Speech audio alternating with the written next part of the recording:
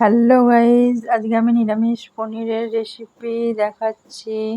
পনির নিয়েছি, টুকরো করে কেটে রেখেছি। এখানে কাঁচা লঙ্কা কুচানো, টমেটো, ধনেপাতা। এখানে মশলা নিয়েছি, কালো মরিচ, গরম মশলা,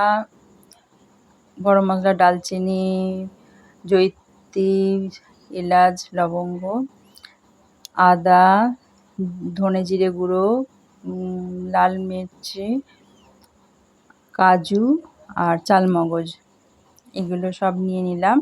টমেটো পিউরি করে নেব, হ্যাঁ, আর শুকনো কড়ায় এগুলোকে একটু নেড়ে নেব, পেস্ট করতে সুবিধা হবে। এখন কড়াইতে তেল দিয়ে পনিরগুলো ভেজে নিচ্ছি।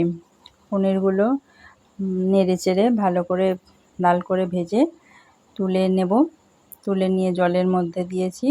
কড়াইতে জিরে, তেজপাতা ফোড়ন দিয়ে তাতে আদা, কাঁচা লঙ্কা, লাল মির্চ দিয়ে নাড়িয়ে নিলাম। এখন টমেটো পিউরিটা দিয়ে দিলাম, আর ওই ভেজে রাখা মশলাটাও পেস্ট করে নিয়েছিলাম।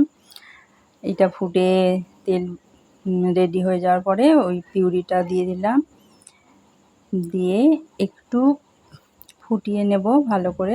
ফুটিয়ে নিয়ে তেলটা যখন বেরিয়ে আসবে তখন পনিরগুলো দিয়ে দিলাম। পনিরগুলো দিয়ে একটু ফুটিয়ে নেওয়ার পরে ধনেপাতা কুচি ছড়িয়ে দিলাম। তোমরা চাইলে এটা কাসুরি মেথিও দিতে পারো।